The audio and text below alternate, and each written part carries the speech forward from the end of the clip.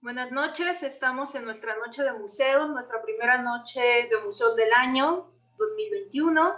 Y bueno, en esta ocasión vamos a presentar una vez más nuestra noche de museos en línea en la conferencia de la doctora Sandra Cetina.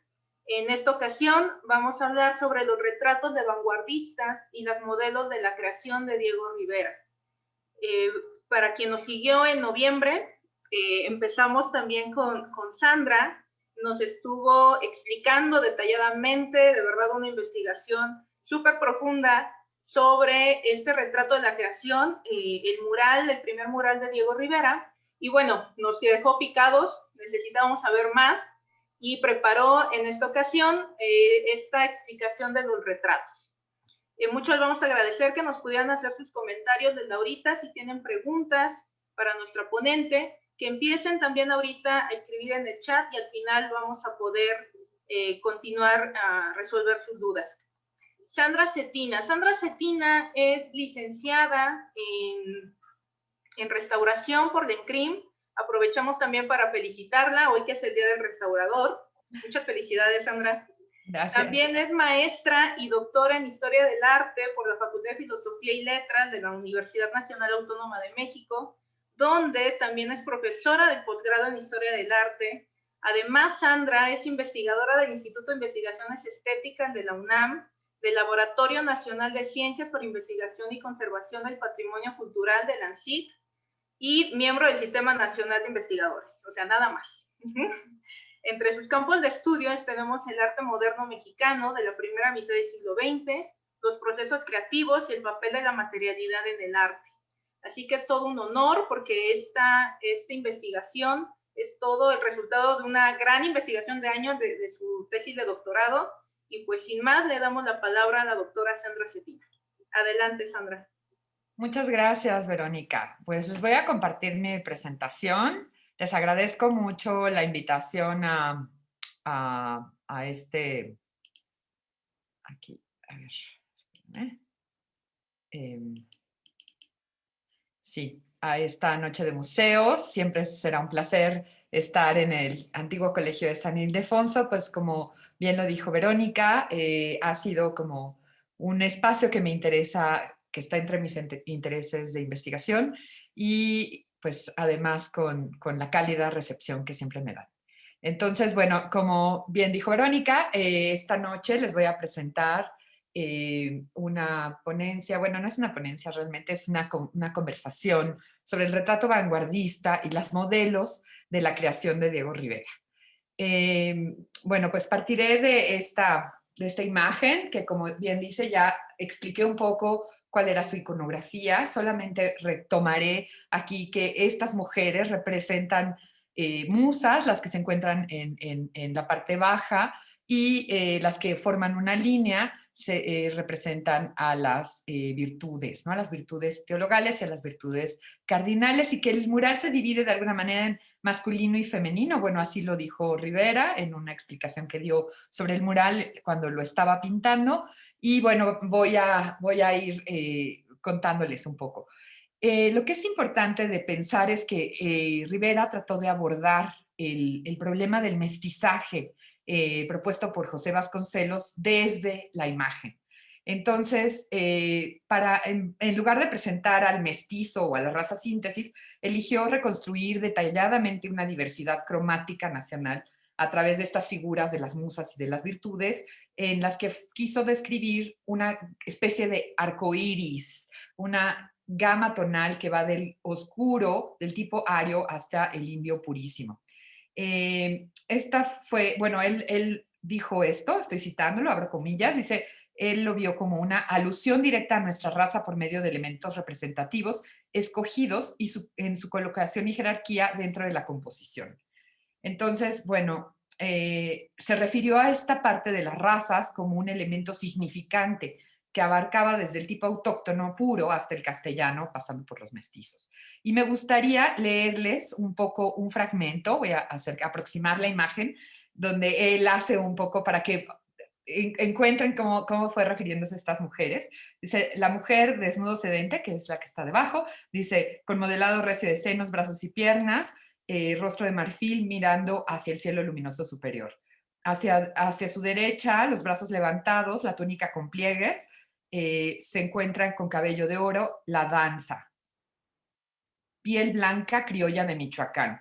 Junto, con cabellos rizados como extremos de minas de vid y carne ocre amarillo tipo faunesco, sopla la música. En doble flauta y sentada a su lado, la canción criolla jalisciense, alta de talle, trigueña, ojos claros de mirada perdida. Peinada de dos trenzas con manos menudas, sonríe la comedia, del más afinado tipo criollo del centro de la mesa central. La Caridad, vestida solo de sus cabellos rojizos, arriba de justamente de la figura que acabo de señalar, ceñida de silicio y carnación verdosa. Junto a ella está la Esperanza, cabello rubio en trenzas tipo castellano, a su lado, la Fe, india purísima de las serranías que cierran el Valle de México del lado del sur, sus manos enclavijadas sobre el pecho en actitud de orar. Bueno, en fin, hace una descripción de cada una de las figuras, me las voy a relatar todas solamente para que vean la manera como usó estos apelativos de refiriéndose no solo a las nociones geográficas, sino también a las nociones de piel y pues sí, de color de piel y de origen geográfico, origen étnico. Lo que es interesante, bueno, este es un poco el plan de la noche de hoy, es analizar primero lo que es la participación del retrato vanguardista, porque al final estas son retratos alegóricos, ¿no? Y vamos a tratar de identificar algunas de las modelos que pude identificar, algunas que sabemos que él las pintó y algunas que no se habían identificado con precisión las figuras y otras que yo estoy proponiendo y bueno, ya les explicaré por qué. Y también les voy a ir a la par un poco relatando los índices iconográficos en sus atributos y el papel que tuvieron estas mujeres en la posrevolución. Entonces, para iniciar el retrato vanguardista, vamos que fue un recurso que Rivera retomó innumerables ocasiones después de este primer mural, que usaría para siempre. Debemos de darnos cuenta que fue una práctica, o sea, la idea del retrato vanguardista, no el retrato alegórico, sino el retrato vanguardista fue una práctica justo de las vanguardias en París y que también ancló raíces en México. Y uno de los primeros retratos, el más importante de ese periodo, sería el retrato de Bess Mogart, en el que Rivera utilizó una composición muy similar a las de Robert Delaunay, y donde nos lo plantea como un dandy y empieza ya a transformar el espacio y a buscar nuevas rutas hacia el cubismo. Posteriormente, bueno, realmente esto del retrato vanguardista, podemos decir que realmente es una estrategia que sirve para la construcción de la identidad como un modo de provocación, ¿no? Y sin duda, bueno, como les decía, esto lo practicó desde su experiencia parisina, especialmente en la serie, es una serie amplísima, les voy a mostrar solo algunos ejemplos, la serie amplísima que hizo de retratos de sus pues sí, de algunos de sus colegas, algunos artistas, intelectuales, poetas, amigos, de sus parejas en París. Y Rivera desarrolló algo a lo que le llamaba la cifra facial personal, que era supuestamente el número de rasgos indispensables para lograr el parecido con el modelo y que lo resolvía muy, muy sintéticamente con estos planos reducidos. A la derecha tenemos el maravilloso retrato de Martín Luis Guzmán y a la izquierda tenemos el del escultor Jacques Lipchitz de 1914, ambos, y bueno, no, perdón, el de Martín Luis Guzmán es de 15, se comió la fecha mi PowerPoint, pero lo que es muy interesante es como estos pequeños índices comienzan a aparecer, o sea, quiero que vean aquí en el de el retrato de Martín Luis Guzmán, el fragmento del equipal, el zarape de Saltillo, ¿no? Que indicaba como su trayectoria con el norte de México, ¿no? O sea, y fue haciendo, voy a pasar algunos otros, ay, ahí. Uno de los más famosos, el retrato de Ramón Gómez de la Serna, en el que incluye tanto su obra, ¿no? El rastro, como también, y el propio Ramón Gómez de la Serna hace un relato de cuando hizo este retrato Rivera, y es muy interesante en guerrerismos, y bueno, y también integra una serie de objetos de los que se rodeaba este poeta y escritor vanguardista. Y ya en una fase de cubismo sintético, por ejemplo, tenemos los dos retratos maravillosos de Marevna Boroviev y de Angelina Belov con el niño, con su hijo, en donde, bueno, también hay esta intención de sintetizar los rasgos y la volumetría de las personas, pero también algunas de sus principales características físicas, en el caso de Marevna, su cabello, ¿no? O bueno, en el caso de Angelina, como la delicadeza y de su figura y cómo estaba amamantando a su hijo, ¿no? Otros dos retratos también muy, muy sintéticos y muy, muy, muy bonitos de 1916, de la señora Setling y de Voloshin, de algunos de los amigos de Ilya Ehrenburg, ¿no? Con los que convivió con el escritor ruso y que bueno, también los describe, ¿no? Con gran eh, integridad. Al final de su trayectoria cubista, cuando es el retorno al orden y el retorno a la figuración, Rivera comienza a hacer esta serie de retratos singlistas. No es el único, les estoy mostrando uno, un par, que son retratos del poeta Jean Cocteau, del escritor Jean Cocteau, y abajo puse uno en el que el propio Cocteau dibujó a Rivera retratándolo, ¿no? Y este retrato fotográfico de Cocteau. Esta serie de dibujos singlistas también en el París de la época fueron o sea, Picasso hizo muchos de ellos, otros artistas del circuito también trabajaron, por ejemplo, aquí le estoy poniendo uno de Juan Gris, que es un retrato de Luis Huidobro, pero lo que quiero que piensen es que justamente lo que se intentaba era como resumir la personalidad, ¿no? Famosos son los retratos de Modigliani, aquí tenemos los de Picasso, del propio Rivera y de Gris, o bueno, de otras personalidades como Blaise Cendrars, Jacques Lipchitz, también que era parte del grupo, o de Max Jacob. En ese mismo periodo comenzó a construir este tipo de retratos que son los que yo pienso que con los que se vinculan el tipo de figuración que hizo en la creación, en donde está preocupado por el volumen y retomar las problemáticas de Cézanne. Lo pongo en comparación con el retrato que le hizo a Adam Fischer al propio Diego Rivera, en el que, bueno, se puede ver como en tercera dimensión, digamos, ¿no?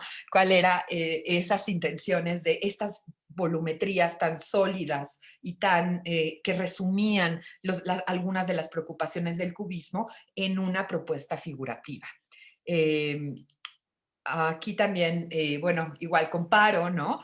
Un retrato de Lipchitz, perdón, sí, que hizo Lipchitz sobre Jean Cocteau, y el de Rivera, para que también, ¿no? Aquí también se puede ver cómo esta era una preocupación compartida durante el retorno al orden con otros vanguardistas. Y finalmente no podía faltarme en esta serie, ¿no? En esta genealogía de retratos o de cómo fue desarrollando estas ideas sobre el retrato hasta reunir y ser muy sutil en la manera en que presentaba los rasgos de una persona en este par de retratos que yo pienso que hizo cuando Siqueiros estuvo en Europa y cuando publicaron el famoso manifiesto de los tres llamamientos en Vida Americana que daría origen a la vanguardia en México, ¿no? Y que, bueno, un llamamiento a toda Latinoamérica. Llegando a México, comienza entonces, les pongo a la izquierda, esta serie de bocetos. Son un grupo grande, no los tenemos todos, pero son todos los bocetos que hizo de cada una de las modelos y que he tenido la oportunidad de estudiar algunos de ellos y donde ustedes pueden ver cómo retoman esos problemas y cómo va a tratar de hacer una síntesis de las facciones con estas intenciones de hacer una elaboración sobre la nación mexicana. También pongo a la par el retrato de Javier Guerrero, también realizado, pienso que cuando llegó a México. Siguiendo las ideas de las vanguardias y en coordinación con lo que Rivera pensaba, el retrato vanguardista fue crucial en el estridentismo y en realidad fue la lectura justo del trabajo de Linda Clich, que fue lo que me llevó a pensar todo esto y justo cómo ellos usaban esto como una forma de autorrepresentación y porque, claro, esto a nosotros hoy no, nos parece interesante, pero era representarse fuera de las convenciones burguesas, ¿no? Entonces, bueno, aquí tenemos a Maples Arce, él en su autorrepresentación en la hoja actual número 1, que es el manifiesto estridentista, y un grabado, una estampa que hace para su libro de Urbe, Jean Charlotte. También Ramón Alba de la Canal, ¿no? Y parte del mismo grupo estridentista, recuperó las imágenes, ¿no? Y cómo se presentan a sí mismos los poetas, los artistas vinculados a esta vanguardia. En el famoso Café de Nadie, esta pieza está reconstruida en 1930, el original se perdió, pero bueno, es un ejemplo interesante. Entonces, como les decía, Rivera llega a México y comienza haciendo todas esta serie de retratos de mujeres y de manos que usó como boceto, ya lo expliqué en la vez anterior, para hacer. Y cuando llega a México, en realidad, participó rápidamente de la vida cultural y fue recibido con gran admiración por su trayectoria europea, ¿no? Se fue convirtiendo muy pronto en una personalidad de la sociedad postrevolucionaria y se integró inmediatamente a la vanguardia, por eso pues este café, bueno, no era una antojería más que un café, la antojería de los monotes como su cuartel vanguardista, ¿no? Bueno, Rivera impartía conferencias, daba entrevistas, asistía a las funciones del Teatro Lírico, visitaba el Museo Nacional y ahí fue conociendo a todas estas modelos, ¿no? Y las pulquerías, acompañaba a José Vasconcelos a eventos culturales, a las famosas giras por el país. Y bueno, José Guadalupe Zuno lo recuerda justamente en ese periodo y dice, estaba conmovido por la Coatlicue, por el Caballero Azteca, el caso de Pico de Águila, que según el escritor Rodin era una de las mejores obras de la escultura mundial de todos los tiempos. Otra cuestión le encantaban los letreros antiguos y de esos días que los pintores de brocha gorda ponían en pulquerías y estanquillos, casi siempre con fuentes alusivas al establecimiento. Dice, iba con mucha frecuencia al Congreso de la Unión y luego al restaurante de una señora Barbosa, Tapatía, en donde comíamos con Vasconcelos, con Atl, con Montenegro, con Javier Guerrero, con Manuel Martínez Valadez, con Ramón Córdoba. Ahí se charlaba y se discutía principalmente sobre temas revolucionarios y de arte, madurando poco a poco los propósitos de los partidarios del muralismo hasta que la idea llegó a su culminación, ¿no? Entonces, bueno, esta era la famosa antojería de los monotes, donde vendían antojitos jaliscienses y donde se reunían. Rivera realizó esa serie que yo les estoy contando, primero cuando llega y le asignan pues sí, la comisión de la creación, llega justamente a Los Altos, aquí arriba del antiguo colegio de San Pedro y San Pablo. Él lo describe como un lugar inmundo, ¿no? Porque sí estaban realmente fue parte del proyecto restaurar todos estos edificios, y solo quiero como transmitirles un poco, ¿no? Como pues sí, el ambiente, ¿no? La atmósfera que circundaba en ese momento. Bueno, ese es justo también otra vez cuando ya pasa a formar parte de la Universidad Nacional, el antiguo colegio de San Pedro y San Pablo, y bueno, donde ya habían iniciado los murales Roberto Montenegro, ¿no? Que, como lo mencionaba en la vez pasada, hay un periodo en el que se realizan al mismo tiempo. Y bueno, Rivera comienza después a trabajar en la creación en el anfiteatro, y ahí, bueno, en estos dos lugares, ¿no? En los altos del antiguo colegio de San Pedro y San Pablo, y que fue el anexo de la preparatoria, y en el anfiteatro fue donde dio cita a todas estas modelos, y donde también, bueno, iban a visitarlo muchos de los intelectuales y artistas, ¿no? Bueno, esto ya lo vimos, que es un poco el tipo de nombres que daba. Entonces, bueno, lo que quiero que se entienda es que Rivera eligió intelectuales o artistas en activo, algunas declaradamente feministas, otras vinculadas a movimientos políticos como el anarquismo, pero casi todas como mujeres emancipadas dentro de los estándares sociales de la época, ¿no? Rivera describe, o sea, él nos dice en sus textos a 4 de las modelos: a Nahui Olin, que la trataré muy al final, como la poesía erótica; a la cantante Lupe Ribascacho, que también hablaremos de ella, como la comedia; a Luz Jiménez, era una modelo indígena del Valle que posaba en la Escuela al Aire Libre de Coyoacán; y obviamente también eh, a Dolores del Río, ¿no?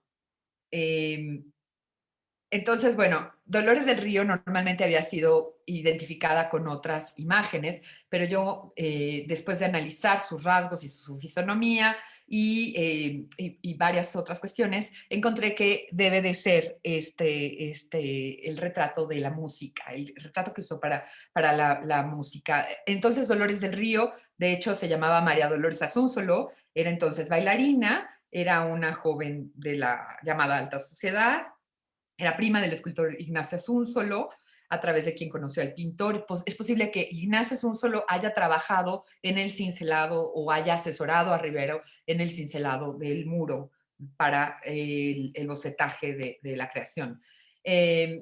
Después de un breve pero exitoso desempeño como bailarina, eh, Dolores del Río contrajo, bueno, Dolores Asúnzolo contrajo matrimonio con el empresario, aristócrata, guionista Jaime Martínez del Río y Vinén en 1921, y al cual conoció justo en algunas de las funciones de danza que ella estaba dando. Cuando Rivera la pintó a inicios de 22, acababa de regresar de una larga luna de miel en Europa, y donde había bailado como frente a la reina de España, ¿no?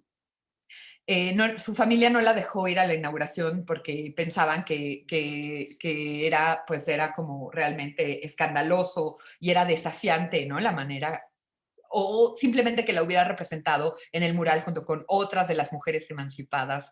Entonces, bueno, eso nos da una idea del carácter que tuvo posar para Rivera. Aquí justo les pongo otras 2 imágenes, una representación donde pueden ver cómo Rivera sintetizaba estos ojos enormes, almendrados de Dolores del Río, y que yo pienso que es esta figura.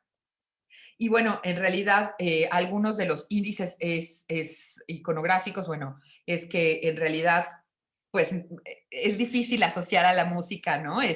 Bueno, claro, el aulos, ¿no? Pero en realidad ese atavío de piel de oveja nunca se había usado, sino más bien se usa para ciertas imágenes de San Juan Bautista, y cuando se presenta como Cordero del Señor, pero realmente una de esas imágenes de ese género es una de un seguidor de Leonardo da Vinci, en la que la figura inequívocamente representa a Baco, ¿no? Y realmente esta figura a mí me parece que tiene ese tipo de postura y bueno, independientemente de ello, esta figura parece evocar como una imagen muy antigua porque tiene unas proporciones muy extrañas que son producto de esta deformación cubista de la que les estaba hablando, donde integraba en una forma figurativa las deformaciones esanianas y bueno, realmente sostiene grácilmente este aulos, pero sus caderas son muy anchas y su espalda, la curva de su espalda se pliega demasiado y algo que llama mucho la atención es la forma casi cónica, ¿no? De su cabeza que podemos ver en este boceto como Rivera la hizo aún más cónica para representar probablemente este tipo de peinado griego que se llama tutulus y bueno, parece una deformación y también le dio un tono marcadamente amarillento como para evocar un ser mitológico y yo pienso que indudablemente está haciendo referencia a este tipo de representaciones de ninfas o ménades, pero aunque más bien los que siempre normalmente llevan el aulo son los sátiros y los silenos, ¿no? Especialmente el famosísimo Sileno Marcias y bueno, esto sería los índices iconográficos de Dolores del Río. Por otro lado, bueno, una mención aparte merece totalmente Guadalupe Marín Preciado, porque realmente prestó sus rasgos para tres figuras, para la figura de Eva, la figura del canto, que es la figura que estamos viendo actualmente, y la figura de la fortaleza. Y aparentemente sus expresivas manos fueron utilizadas para varios bocetos de varias figuras. Aquí estoy comparándola con una serie de retratos que le hizo más tarde Edward Weston y bueno, es muy interesante la manera en que estas figuras aparecen con un carácter casi simultaneísta, ¿no? O sea, porque vemos a la misma modelo representando a tres figuras, pero sí podemos decir que Rivera, en el caso de Guadalupe Marín, como veremos después, a Luz Jiménez, que fue otra de las modelos que representó tres veces, pues sí varió ligeramente, ¿no? Hasta el tono de su piel y en cierto sentido sus rasgos, ¿no? Aquí les pongo otra imagen. Bueno, Lupe Marín se conocieron a inicios del 22, pero se supone que Rivera dice que a través de Concha Michel y Lupe dice que ella, cuando escuchó que había un joven famoso pintor, ella dijo que ya había tenido toda la agencia para conocer a Rivera, decidió ir a conocerlo, decidida a casarse, eso era como ella lo describía. Era una mujer muy liberal, de alrededor de 27 años, cuando conoció a Rivera, era originaria de Jalisco, radicaba en Guadalajara y provenía de las clases medias tapatías. Su familia tenían talleres de rebocerías y de torcidos de cigarrillos. Y bueno, ella participó mucho en este circuito bohemio, ¿no? De Guadalajara, entre quienes estaba Amado de la Cueva, y por eso les traigo este hermoso retrato que le hizo y que se encuentra hoy en el Museo Regional de Guadalajara, ¿no?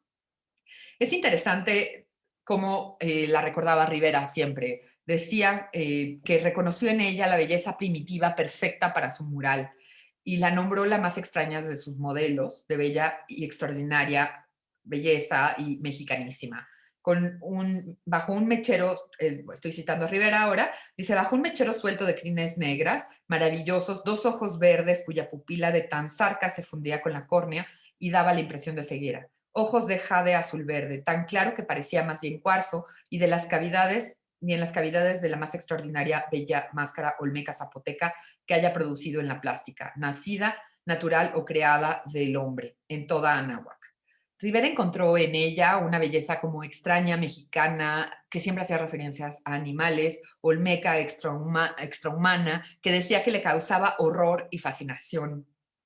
Lo que era interesante de Marín es que estaba alejada de todo prototipo de feminidad tradicional siempre estaba despeinada, era impredecible, era insaciable.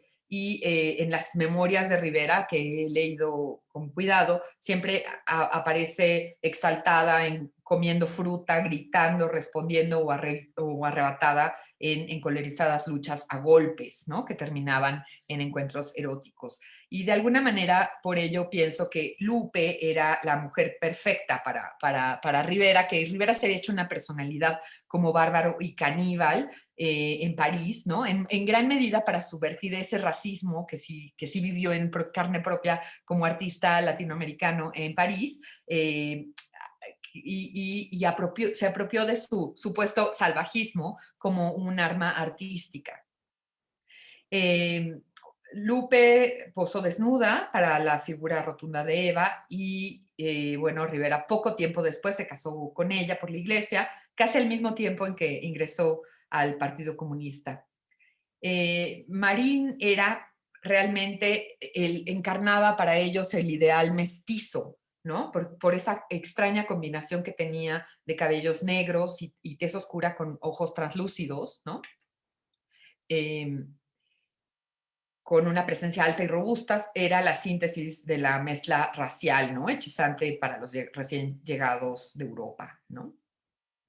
Era, pues sí, era una mujer muy interesante y con un carácter muy fuerte, y a la que en varias descripciones, no solo Rivera, sino Siqueiros y otros artistas del periodo, la animalizan, ¿no? Hablan de ella como que tenía garras, que tenía, ¿no? Garras de águila, crin de yegua, patas de potranca, dientes afilados, boca felina, ojos ciegos, ¿no? Un ser totalmente fuerte y que no iba acorde con los antiguos modelos de feminidad simbolistas, ¿no? Donde eran unas mujeres delicadas, blancas, bueno, otra cosa. Entonces, bueno, esta es la manera como la representó, y algunos otros estudiosos piensan que en realidad era como un tópico todavía simbolista de la femme fatale, pero yo propongo que realmente ella fue, que Rivera encontró en Lupe Marín una fuente de expresividad directa de lo primitivo, ¿no? Como una fuente de los instintos alejados de la razón, una mujer regida por la naturaleza, en oposición a la cultura. Claro, esta es una idea completamente fundamental para la apropiación de lo primitivismo, de lo primitivo en las raíces de las vanguardias y en particular en el cubismo, en artistas que fueron muy afines al anarquismo, y se trataba de una imaginación sobre la otredad, ¿no? Que inefablemente está también, pues, atravesada por una visión colonialista, ¿no? Pero digamos que Rivera sí decía esto, hablaba con, mientras estaba pintando la creación, decía que él deseaba despertar sus instintos infantiles y que necesitaba volver a mirar como niño, encontrar lo primitivo, ¿no? De manera que esa búsqueda de primitivismo era como de alguna manera una búsqueda interior, ¿no? Y una expresión lúdica del yo infantil, y eso fue lo que compartió en gran medida en estos años con Guadalupe, y por lo que participó esta mujer con tantos retratos, ¿no? Otra de las modelos muy importantes fue Luz Jiménez. Luz Jiménez reutilizó, Rivera reutilizó los bocetos de Luz Jiménez para varias de las figuras. Aquí tengo una imagen muy de Tina Modotti que le hizo después, ¿no? Y como les digo, reutilizó este mismo boceto sin cambiar casi nada, ¿no? Para las figuras de la sapiencia y la tradición, que tienen así casi exactamente la misma pose, y se ve como una joven un poco mofletuda, ¿no? Pero para el tercer retrato, que a mí me parece y que fue uno de los que más interés causó, es el retrato de la fe. El pintor exageró a tal grado los rasgos de Luz que parece una anciana ajada por los años, ¿no? Realmente es una de las figuras más audaces de la creación desde mi punto de vista, porque de repente hay una mujer indígena imperturbable entre todos estos modelos renacentistas bizantinos y clásicos, ¿no? sumida en una plegaria silente, con los ojos cerrados, con estas manos tan musculosos y fuertes, ¿no? Manos de trabajadora, eh, que, bueno, evidentemente parecen estar más en una súplica que en una oración. Aquí vemos las manos. Ella lleva un rebozo de algodón parecido a los rebozos de Tenancingo. Y bueno, Luz Jiménez es un personaje fundamental para la cultura mexicana de la primera mitad del siglo XX. Ella fue modelo. Aquí me encanta esta fotografía donde la tenemos ella ahí sosteniendo impávida. Realmente era una indígena de Milpalta. Sí, hablaba náhuatl, una variante del náhuatl bastante antiguo y bastante particular. Aquí está rodeada en la Escuela al Aire Libre de Coyoacán. Aquí está Fernando Leal, ¿no? Tratando de pintar a Luz, alrededor de 1920 también en Coyoacán. Y bueno, no solo Leal, que la representó también en su mural a la encáustica, casi al mismo tiempo que Rivera, como parte de un campamento zapatista que se encuentra en una orilla de la fiesta del Señor de Chalma. Aquí les pongo la imagen de Luz, pero lo que es muy importante de Luz es que justamente si era alguien que era portadora de muchas historias y que fueron recuperadas por varios nahuatlatos importantes en México.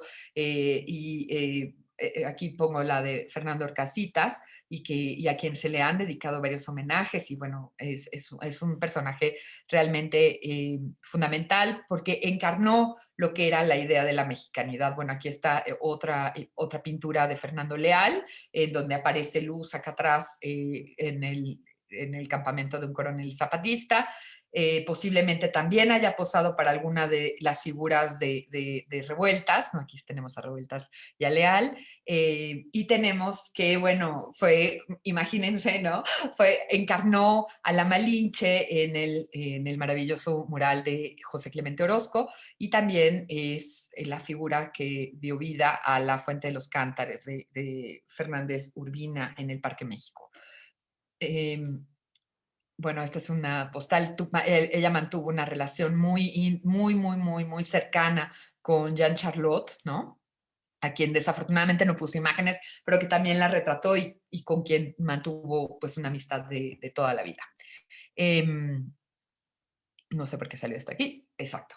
Aquí está Luz con Jean Charlotte. Y bueno, otra de las figuras cruciales, si se fijan, me he estado refiriendo a puras figuras del lado izquierdo del mural, bueno, desde el punto de vista del espectador, del derecho del lado de vista del mural, pero que es el lado femenino. Entonces estoy trabajando puras figuras femeninas, y dentro de ellas tenemos también a Lupe Ribascacho, que, bueno, como decía, del lado femenino del mural aparecen estas figuras más mexicanas y más ligadas a la cultura popular. Y realmente, si hay alguien que podía representar en ese momento a la cultura popular, era Lupe Ribascacho, quien lleva un rebozo de Santa María, de articela, de 2 colores, y está peinada con las trenzas un poquito infantiles, ¿no? Curveadas hacia arriba, y ella representa a la comedia. Lleva un collar, ¿no? Muy particular, que aquí lo podemos ver que lo utilizaba para ciertas de sus presentaciones. Y bueno, es la musa Thalía, ¿no? Supuestamente, pero es una de las pocas figuras que devuelve la mirada al espectador, y también es la única figura que sonríe, ¿no? Es la única figura que sonríe, exhibiendo sus 2 hileras de dientes impecables y blancos, irreprochables, como siempre se relataba sobre ella. Con una sonrisa muy alegre, ¿no? Aquí les puse esta imagen, una sonrisa muy alegre, pero también muy bien estudiada, y que se encuentra en muchos de sus retratos, ¿no? Bueno, Lupe va vestida como este tipo de figura que se vincula con la China poblana, que es, pues sí, la blusa tradicional, bordada en canutillo, la enagua amplia ceñida por una faja, las joyas artesanales, las trenzas, ¿no? y cada uno, en estas distintas representaciones que les voy a mostrar, ella pues representa a veces a una vendedora de agua, a veces a una vendedora de frutas, ¿no? Es, pues, es realmente el personaje que ella encarnaba, ¿no? En estas comedias, aquí la tenemos ya en acción, ¿no? Y bueno, les quiero así solamente leer un pedacito de este corrido del rancho, que es donde ella aparece con esta vestimenta, ¿no? Y que dice, por aquí todas con crema y colores, se ponen bellas como maniquí, cuánto más valiera muy bien bañaditas, como en el rancho donde yo nací. Por aquí todas con blusa de seda, van encopetadas hasta por aquí, cuánto más valiera ordeñando vacas, como en el rancho donde yo nací. Por aquí todas usan el sombrero, que se los ambuten hasta por aquí. Cuánto más valiera rebozo terciado, como en el rancho donde yo nací. Bueno, etcétera, ¿no? No les voy a leer todo, pero bueno, un poco esa es la metáfora, ¿no? Del corrido, que es, pues sí, que trataba de llevar a escena a estas mujeres mestizas, a mujeres humildes que trabajaban ya fuera como sirvientas, a las que se les decía vulgarmente garbanceras, tortilleras, verduleras, vendedoras de antojitos, vendedoras de atoles en los mercados, muchas emigradas inmigradas a la capital desde otras regiones del país, con costumbres y modos de hablar tradicionales que la Rivas Cacho, ¿no? Recuperaba para sus presentaciones. Y eran un poco lo mismo que las chinas, ¿no? Las chinas poblanas, que, bueno, que tienen que ver con esta leyenda decimonónica, ¿no? Probablemente anterior. Y bueno, que también incluían una serie de fantasías, ¿no? Sobre esto, ¿no? Entonces, bueno, es una mestiza y bueno, es realmente esa es su función, ¿no? Pero lo que es interesante de la función de Rivas Cacho con esta función de mujer del pueblo pues sí, que es realmente un acto muy vanguardista de Rivera que busca unir, ¿no? Como lo alto con lo bajo, lo bizantino con lo popular, ¿no? Con el habla, en un acto pues programático, ¿no? En un acto sí, de integración, ¿no? Y un acto muy, muy moderno, ¿no? Entonces, bueno, Rivera en algún momento solo quiero decir eso, que realmente decía que ella era la expresión íntegra del alma popular mexicana, ¿no? El sello de un arte superior, simple y refinado, y que va a ser un poco el camino que Rivera va a buscar, ¿no? Bueno, no el de Rivas Cacho, pero sí integrar la mexicanidad, ¿no? Lo que él consideraba la mexicanidad. Pero bueno, otra de las mujeres, ay, perdón, es que se me...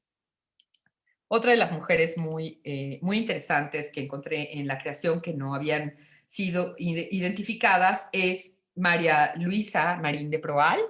Eh, a ella la identifiqué realmente es esta figura, ¿no? La figura de la esperanza.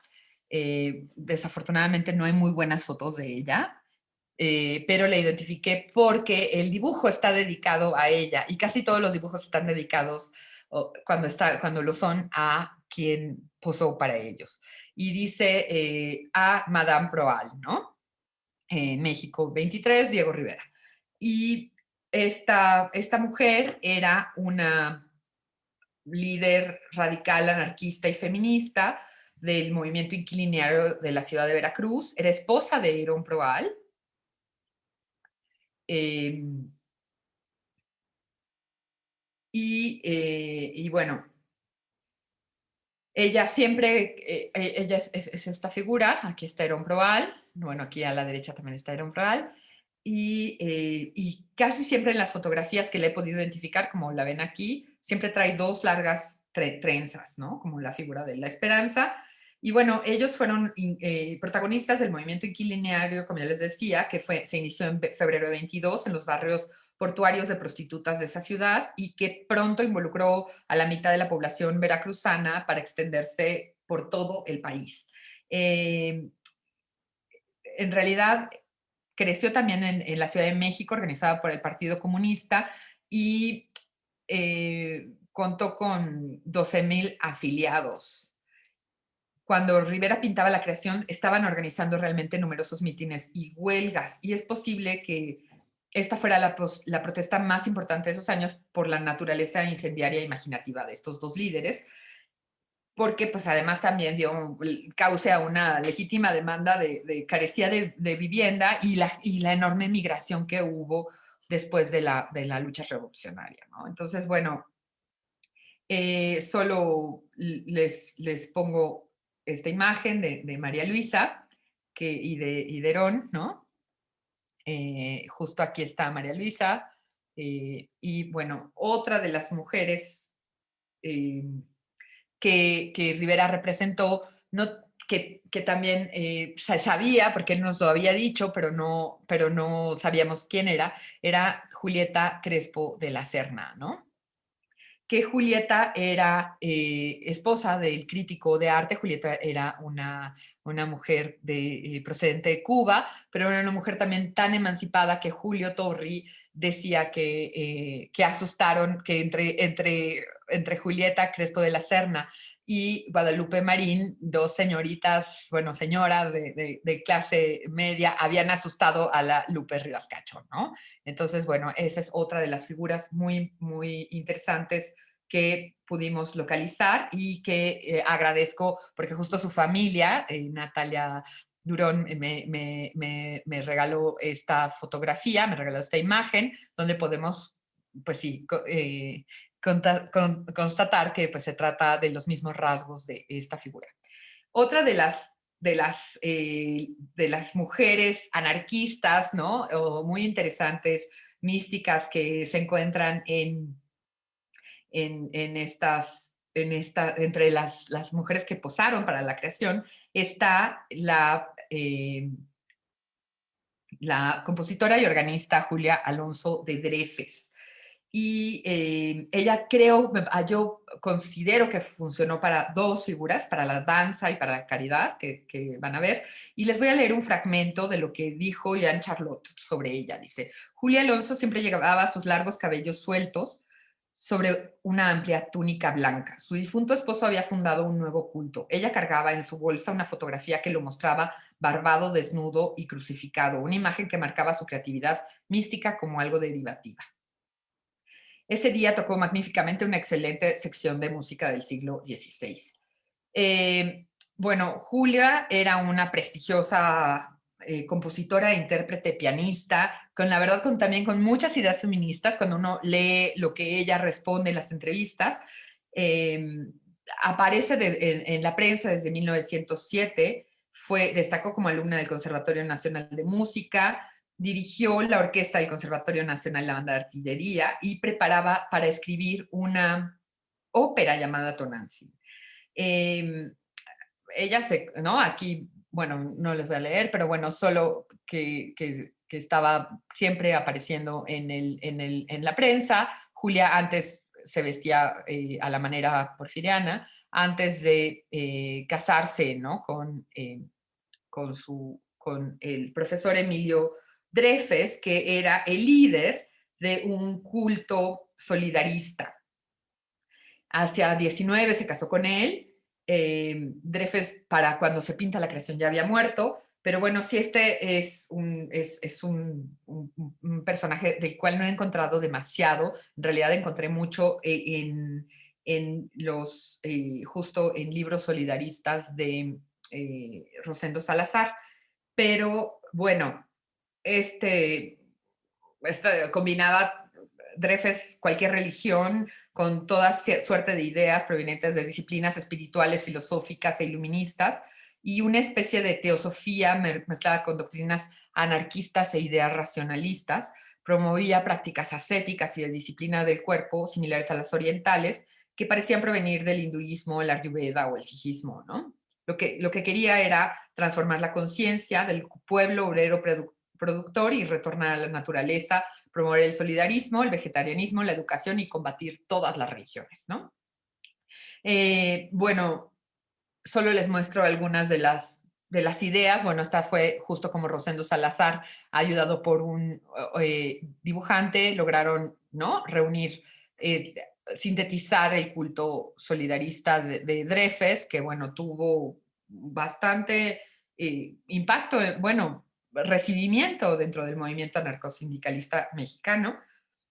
Y bueno, solo eso diré. Bueno, aquí está justo lo único que quiero es que también se tenga esta conciencia de que Rivera llega justo con cercanía a ideas anarquistas de los Ford, ¿no? De Eli Ford, de Elise Reclus y de los Reclus, y con estas ideas anarquistas, y justamente encaja muy bien con Rosendo Salazar, quien usa a las imágenes para ilustrar México en pensamiento y acción, las imágenes de Rivera, Atl y Orozco, ¿no?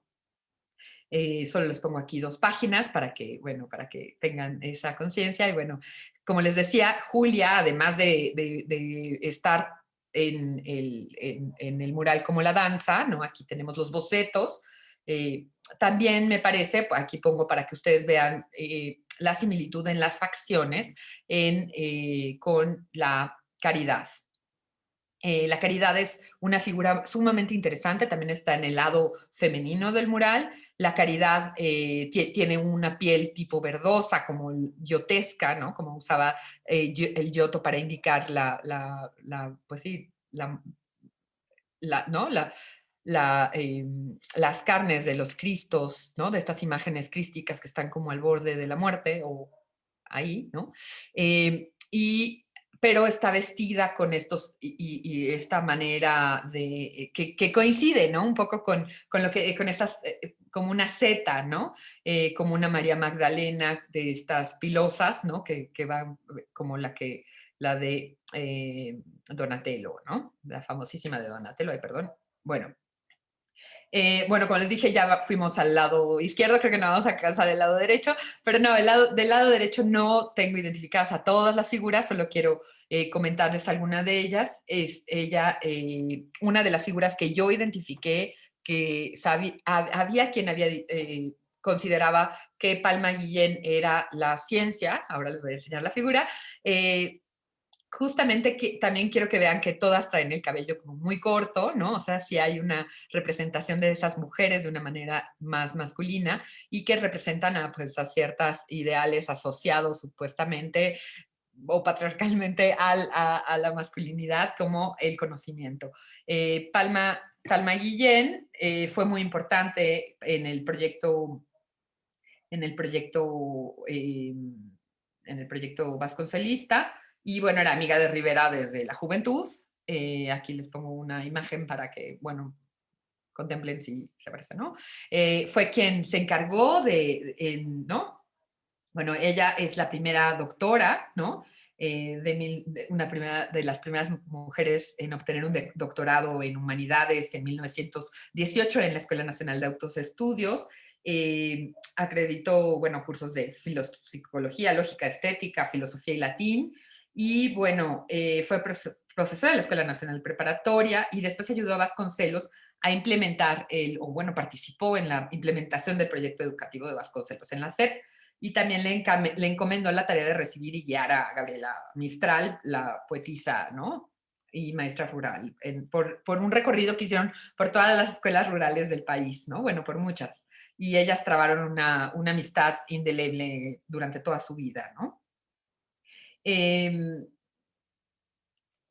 Justamente ello me llevó a pensar que la otra figura que podría ser realmente la ciencia sería Gabriela Mistral, ¿no? Una de pues una poeta muy importante y crucial para el pensamiento de Vasconcelos, en diálogo intelectual ¿no? Con el pensamiento de Vasconcelos. En realidad también la estoy caracterizando por sus facciones, porque es una mujer alta, robusta, de tez muy blanca, de cabello castaño, y que usa este tipo de posición en su cuello, cuyo rasgo particular eran sus párpados caídos y su mirada profunda, de las cuales también encontré varios relatos. Y bueno, se me hace súper interesante, sí, me gustaría pensar que sí es la ciencia, porque pues de alguna manera es una interpretación muy mística o lúdica de la ciencia como poesía, ¿no? algo que desde el punto de vista de la generación del Ateneo, al cual pertenecían tanto Vasconcelos como Rivera, pues era como un combate al positivismo, ¿no? Y entonces podría significar como una resolución artística de ese conflicto de integrar a la ciencia, ¿no? Gabriela Mistral, bueno, aquí tengo otras dos fotos más o menos del mismo periodo de la poeta chilena. Y bueno, ella ya había aparecido en otro mural, aquí está al centro igual del rito cristiano, en el despacho de Vasconcelos, ¿no? Entonces, bueno, aquí les pongo unas imágenes a color, solamente para que vean justamente, bueno, también el parecido con esta figura que estoy diciendo. Anteriormente se había dicho que debería haber sido esta otra figura, pero bueno, definitivamente hay un boceto, ¿no? Esta es un retrato de Vera Ostrom, ¿no? Está igual dedicado a Mademoiselle Vera, y bueno, Vera Ostrom es una sueca con la que viajó por Italia. Aquí hay otro retrato de Vera, ¿no? Que como vemos, pues es otro tipo de mujer, o es una mujer con otro tipo de rostro. Finalmente tenemos a Esperanza Velázquez Bringas, ¿no?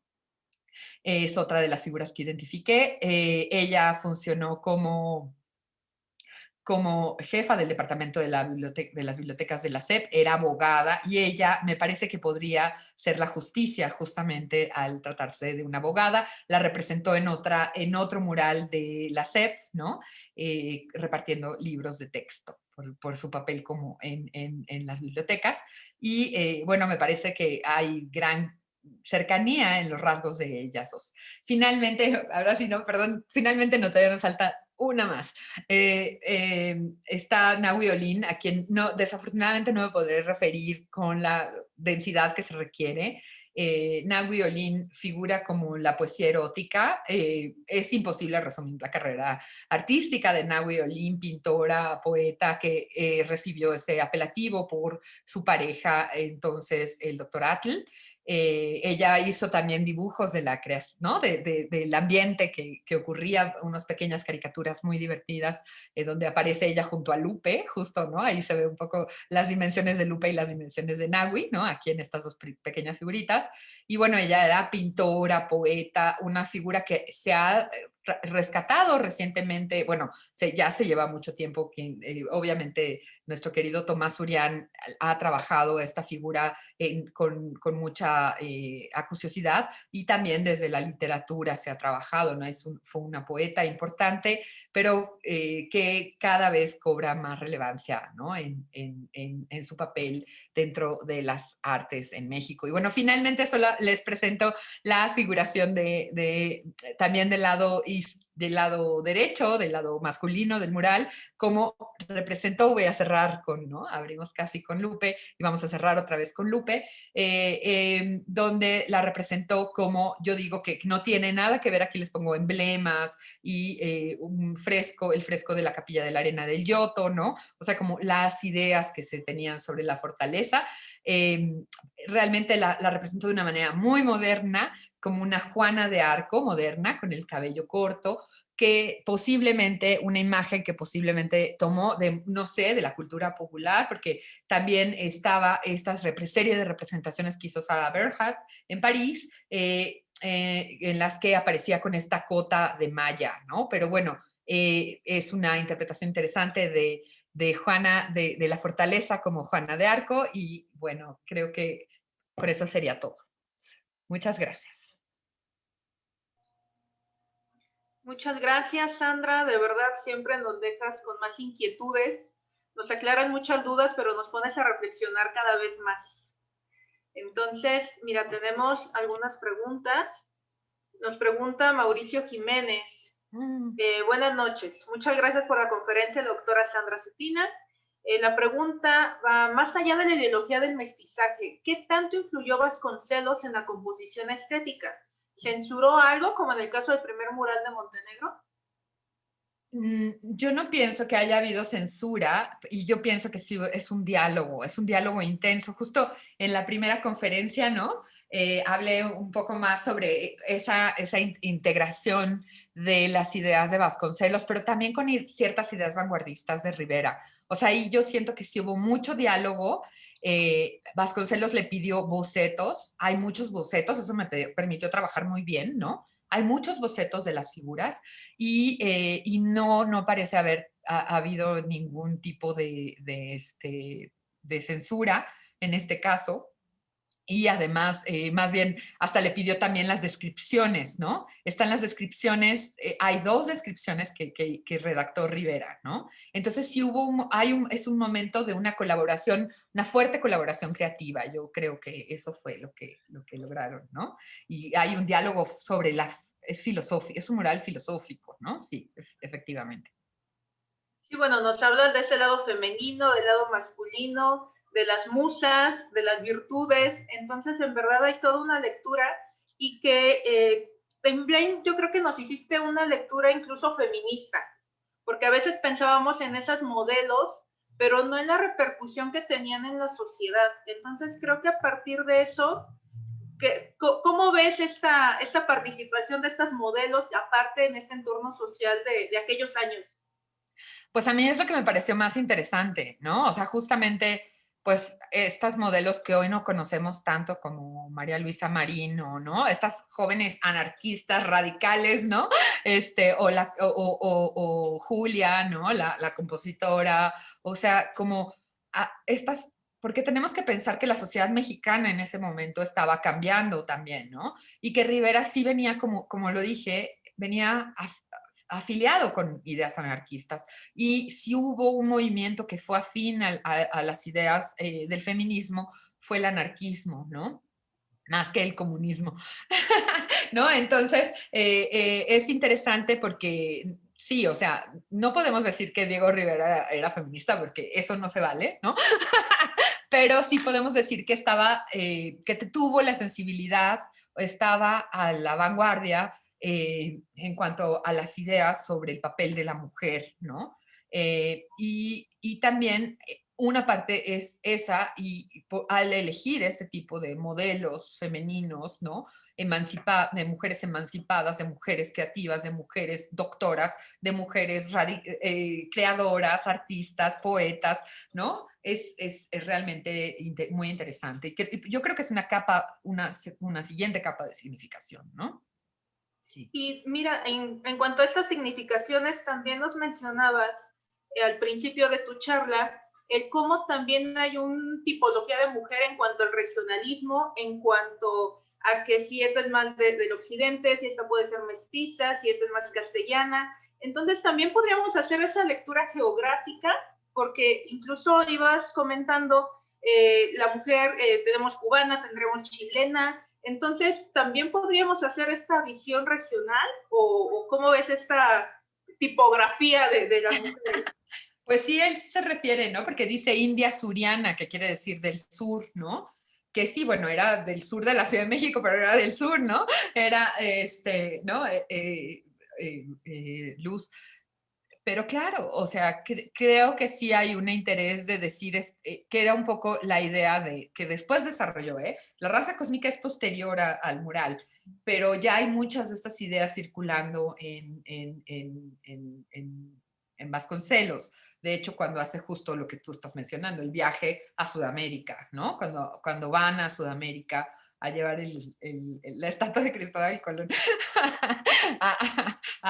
No, perdón, llevan la estatua de Cuauhtémoc, ¿no? Llevan una estatua de Cuauhtémoc, sí, llevan una estatua de Cuauhtémoc a Brasil, ¿no? Viajan a Brasil y entonces, bueno, ahí es en donde sí es parte del viaje que describe en la raza cósmica, ¿no? Entonces sí, él tenía toda la intención, pues bueno, el arielismo que privaba, ¿no? En ese momento entre los intelectuales, ¿no?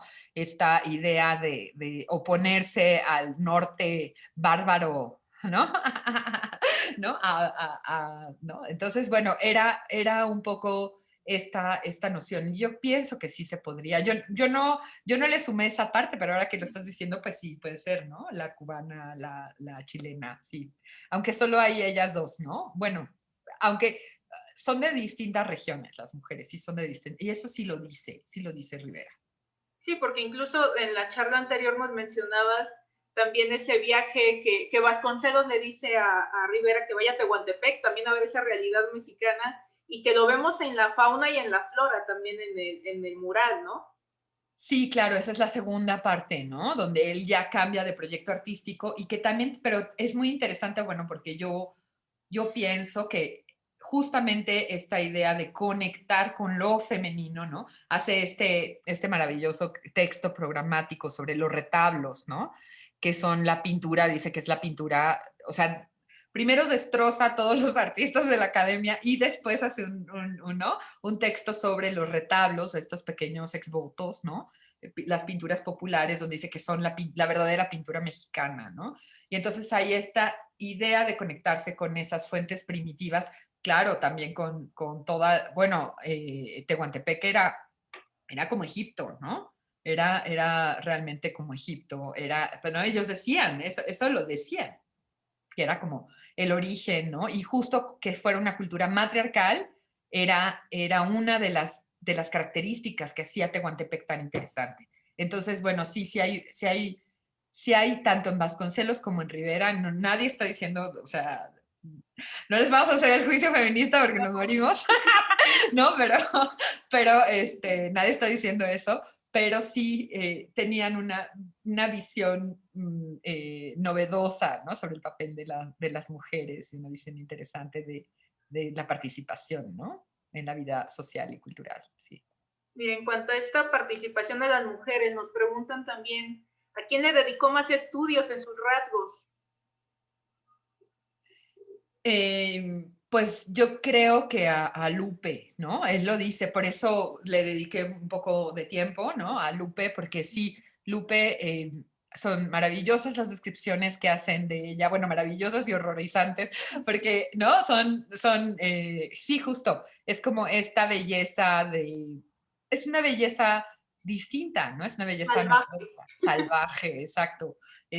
¿No? Él dice que lo horroriza, ¿no? Que lo apasiona y lo horroriza y que nunca, y él decía que no la pudo dejar, o sea, en una de las citas dice, no, o sea, de que la conocí no la pude dejar de dibujar. Y siguió haciendo maravillosos, ya no estaban casados, y tiene ese maravilloso retrato que está en el Museo de Arte Moderno, ¿no? Ya de Lupe más grande, con esas manos tan expresivas. Y bueno, sí, parece que también tenía un carácter pues muy interesante, ¿no? Ser una mujer muy, sí, muy cómoda en su piel, ¿no? Muy independiente, muy Auténtica. auténtica, pues sí, ¿no? Sí.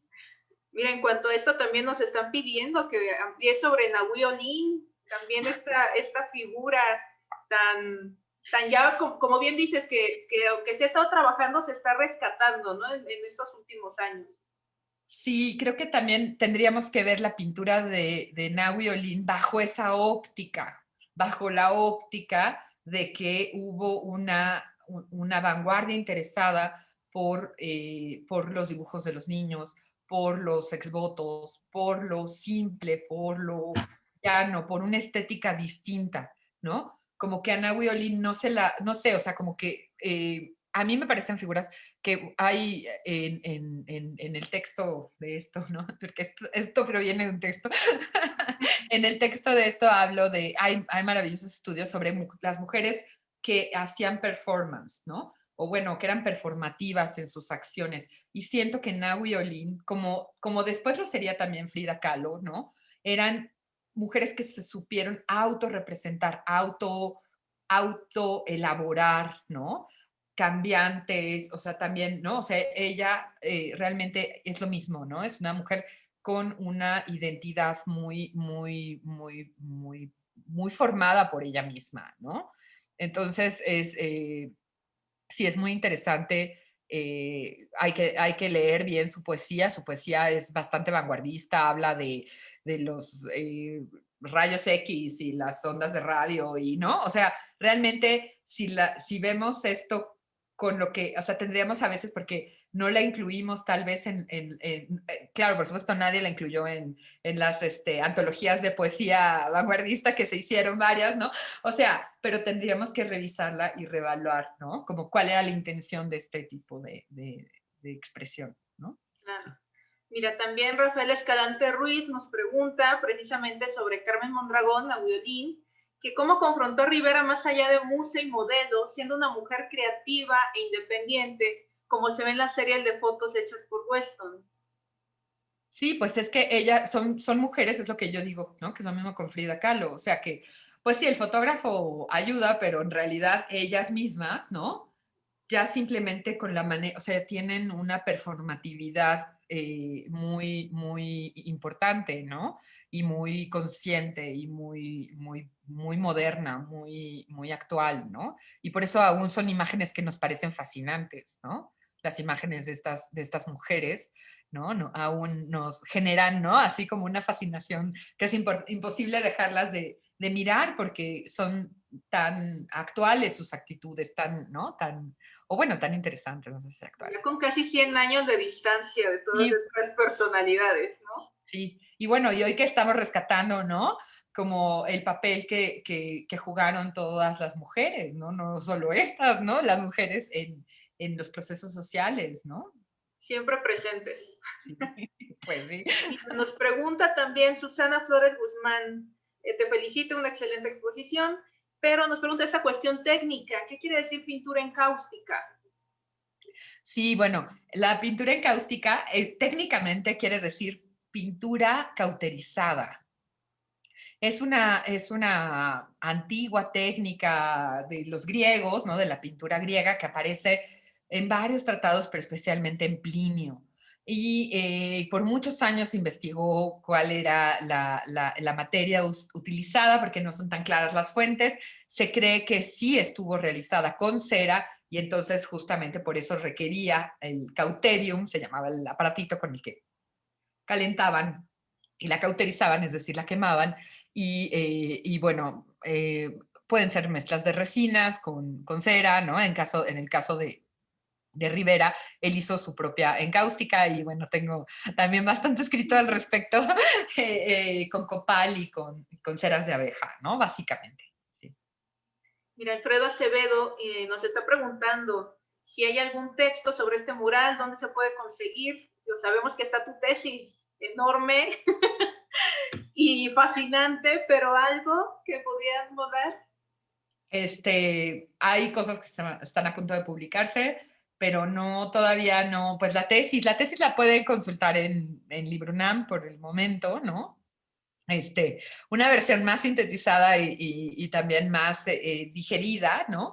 Será publicada próximamente, pero tengo algún artículo también, pero no muy conseguible en algún coloquio y cosas así. Y va a salir un artículo próximamente en un libro sobre Rivera, pero no tampoco. Pero mi tesis, solo que me googleé, perdón, que ponga mi nombre en Tesi UNAM, así se pone Tesi UNAM, y luego pone Sandra Cetina y ahí le va a salir la tesis y la puede descargar completita.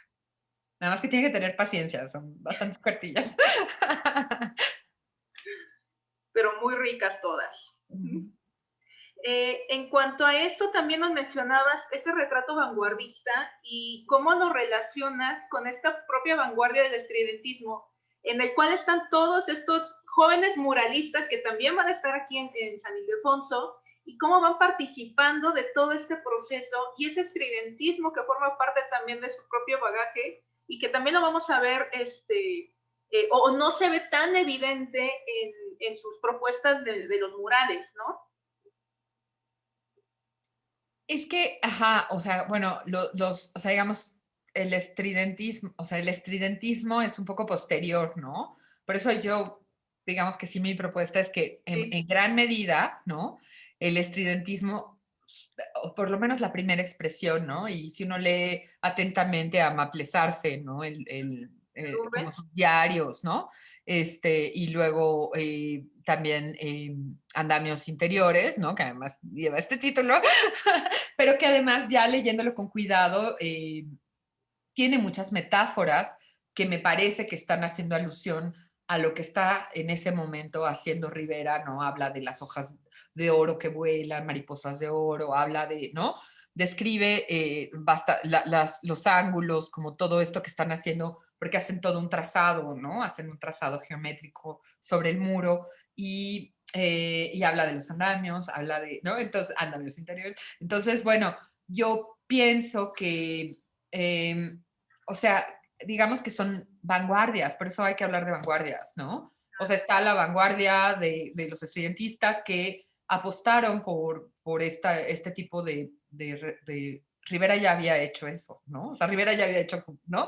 Exploraciones sobre el espacio y sobre planos que se rotan y, o sea, digamos, ya había trabajado con ese tipo de elementos y él lo que estaba tratando en realidad sí fue como estaba apasionado con la cultura con la cultura que redescubre, ¿no? En México, ese viaje maravilloso de Tehuantepec, que es como mirar de nuevo, mirar, ¿no? Con los ojos de un vanguardista, como había ido, ¿no? O sea, con esa aproximación también a la experimentación formal, ¿no? O sea, aproximarse a la cultura indígena, a la cultura mexicana, popular también, no solo a la indígena, sino a la cultura popular, desde la mirada de alguien que estaba experimentando o buscando romper con la tradición académica, ¿no? Romper con esa figuración aburrida de la academia, ¿no? Y también romper con el cubismo. Entonces, son dos vanguardias, ¿no? Yo creo que hubo varias vanguardias, no creo que son las únicas dos. De hecho, creemos que hay más, ¿no? Pero sí. Sí, que es lo fascinante de este mural, bien mencionabas, lo vanguardista que se mezcla con lo bizantino y con lo popular, redescubrir México con ojos, ya que traía de todo ese bagaje europeo. Entonces, en verdad, muchísimas gracias por esta segunda charla. No podemos decir que la última, no queremos decirlo así, a lo mejor hay tanto que decir todavía. Y pues bueno, Sandra, de verdad, muchísimas gracias a todos los que nos acompañaron también en esta noche de Museos Virtual. No sé si quieras cerrar con algo. No, pues a ustedes por la invitación, realmente se los agradezco mucho y bueno, pues. Pues a lo mejor habrá otra participación porque hay mucho que decir todavía. Muy bien. Pues muchísimas gracias y bueno, sería todo por esta noche de museos. Muchas gracias por acompañarnos y buenas noches. Buenas noches.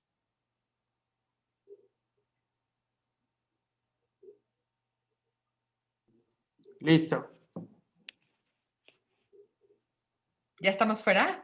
Sí. Ale, ¿puedes parar la grabación?